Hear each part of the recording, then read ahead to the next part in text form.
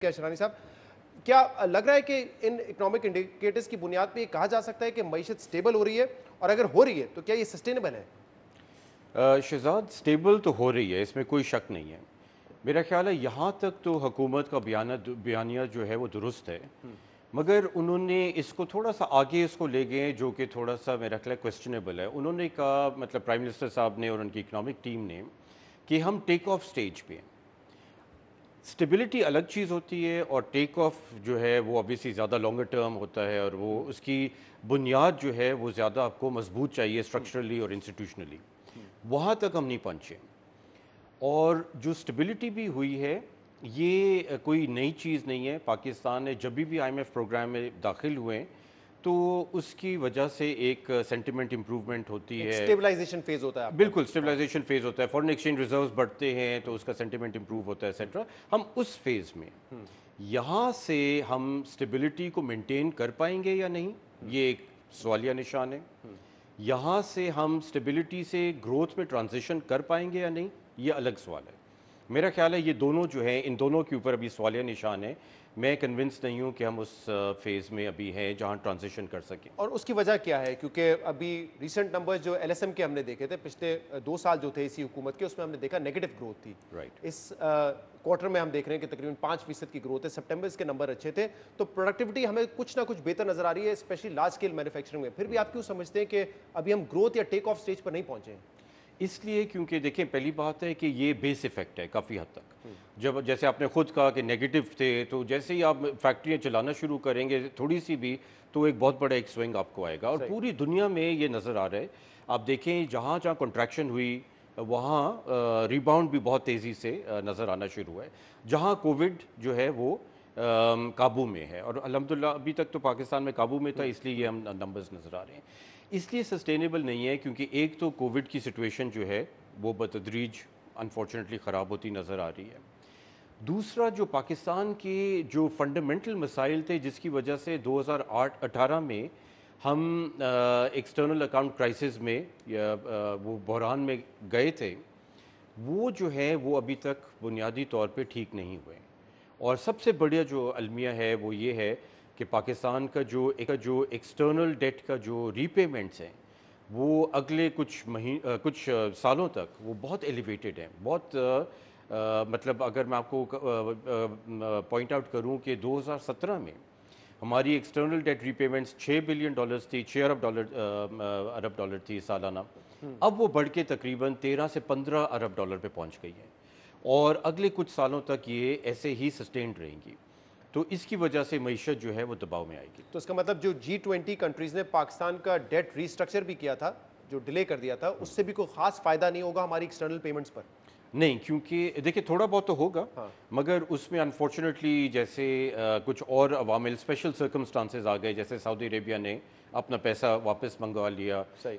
ये कुछ special circumstances की वजह से वो कम्प्लीटली जो है ना वो तो शराय वाइप आउट हो साहब, जाएगा। मीडियम टर्म में फिर इसका हल क्या है? क्योंकि हमारे अपने रेवेन्यूज तो इतने ज़्यादा नहीं है कि हम इस डेट को आराम से पे ऑफ कर सकें, या हमारे एक्सपोर्ट्स इतनी तेज़ी से बढ़ते हुए नहीं नजर आ रहे। तो क्या है कि हम इस टाइम पर सस्ता डेट लें और उससे पुराना डेट रीपेमेंट करें? क्या यही एक सोल्यूशन है फिलहाल? देखिए, दो सॉल्यूशंस है उसमें। तो एक ये सॉल्यूशन है, एक मैनेजमेंट की बात है ये, कि आप एक शॉर्ट टर्म या मीडियम टर्म में अपने फाइनेंसेस को कैसे मैनेज करते हैं। सही। तो अगर आपको लो कॉस्ट डेट मिल रहा है तो वो आप उठा के उसको पे ऑफ कर सकते हैं। सस्टेनेबल सोल्यूशन यही है अनफॉर्चुनेटली जो नज़र आ रही है, वो ये है कि क्योंकि एक्सपोर्ट्स वगैरह में जो हुकूमत ने बुनियाद डाली है उसके जो असरात हैं या समरात हैं वो तो काफ़ी सालों के बाद नज़र आएंगे। तो अनफॉर्चुनेटली मुझे जो लगता है कि आईएमएफ के पास दोबारा जाना पड़ेगा, ये प्रोग्राम जो मुअत्तल है उसको जो उसको बहाल करना पड़ेगा, सही। और इसके बाद मुझे लगता है एक सक्सेसर प्रोग्राम होगा जो आईएमएफ का हमें एक और चाहिए होगा। अच्छा, लेकिन इस वक्त जो दो शराइत हैं मेनली आईएमएफ की, वो ये हो सकती है मुमकिन तौर पे, एक तो सर्कुलर डेट खत्म करने के लिए आपने अपनी बिजली की कीमतें बढ़ानी है। अब ये हुकूमत तो वैसे ही कोशिश कर रही है कि नेगोशिएट करके बिजली की कीमत कम करें। क्या ये हुकूमत अफोर्ड कर सकती है कि आईएमएफ प्लान में जाना है तो उसके लिए हम कीमतें बिजली की बढ़ाएं? और दूसरा, जो हमारे टैक्सेस हैं उसमें इस क्वार्टर में भी हमने देखा है, जो इस फिस्कल ईयर का पहला क्वार्टर है, कि 4 से 5% की ग्रोथ है, जबकि अगर हमें टारगेट अचीव करना है तो 24-25% पे ग्रो कर रहे हैं। ये दोनों रेड लाइंस नहीं नजर आते आपको? और कैसे इसको हैंडल करेंगे before going to IMF? Deadlines हैं, इसी वजह से प्राइम मिनिस्टर साहब ने जनवरी में ये फैसला किया था कि अभी फ़िलहाल हमने आईएमएफ के साथ सस्पेंड कर देना या प्रोग्राम डीरेल तो नहीं करना बट सस्पेंड कर देना। जो बिजली की जो निर्ख की बात है, मेरा ख्याल है उसमें जो हुकूमत की जो ओवरऑल अप्रोच है वो काफ़ी हद तक दुरुस्त है, और मुझे लगता है कि उम्मीद है कि आईएमएफ इसको सी थ्रू करेगा कि जो कैपेसिटी यूटिलाइजेशन है उसको अगर हम बढ़ाएंगे, सही। उससे सर्कुलर डेट के ऊपर या एबिलिटी टू पे दैट सर्कुलर डेट वो बढ़ेगी।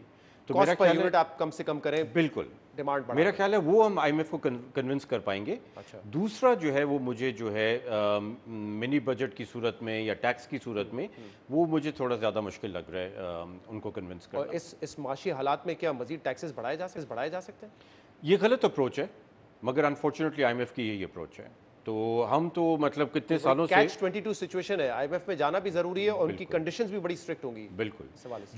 जो सिल्वर लाइनिंग है वो ये है कि हम कुछ लोगों ने हमने काफ़ी सालों से जो पुश बैक की है आईएमएफ की शराइत के ऊपर, उसके कुछ समरात नज़र आ रहे हैं कि आईएमएफ का जो इंडिपेंडेंट इवैल्यूएशन ऑफिस है वो हमसे बात कर रहा है कि प्रोग्राम डिज़ाइन हम कैसे चेंज कर सकते हैं कि वो ग्रोथ सपोर्टिव हो, ना कि वो ऑस्टेरिटी ही सिर्फ दो और आदादो शुमार है शराई साहब, उसमें रेमिटेंसेस पिछले 4-5 माह में हमने देखा है $2 बिलियन से ज्यादा है। ये सस्टेनेबल है क्योंकि हमारे कर बड़ा इंपॉर्टेंट है, और दूसरा ओवरऑल करंट अकाउंट जो सरप्लस है पिछले 4 महीने में, और तकरीबन $1 बिलियन से ज्यादा का सरप्लस है, ये सस्टेनेबल है कोविड के बाद भी आपके ख्याल में? देखिए जब तक मईशत थोड़ी सी बैठी हुई है, डिस्पाइट द फैक्ट कि एलएसएम के नंबर्स बेहतर आ रहे हैं whatever, but overall economic activity तो बैठी हुई है ऑब्वियसली।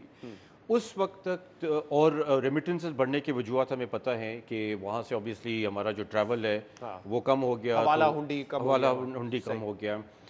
उस पे जो मुझे सवालिया निशान है और बहुत बड़ा जो ख़तरा है वो ऑब्वियसली ये है कि ऑफिशियल नंबर्स हैं कि 50,000 पाकिस्तानी जो हैं वो बेरोज़गार हुए हैं इन हालात में। हमारी जो मेन रेमिटेंस सेंडिंग कंट्रीज़ हैं वहाँ से, मेरा अपना ख्याल है कि ये नंबर उससे ज़्यादा है। ओके।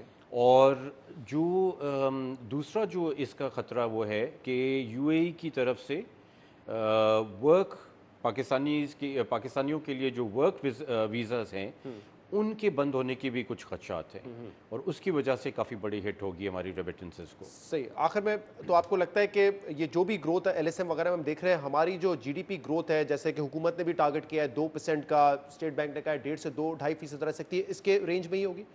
मेरा ख्याल है 2% की कम ही होगी, क्योंकि कॉटन का क्राइसिस बहुत बड़ा इस मरतबा हम देख रहे हैं, और वो जो है वो अपनी कम से कम 0.5-0.7% जीडीपी का जो है वो ग्रोथ को कम कर सकता है। सही। बहुत बहुत शुक्रिया।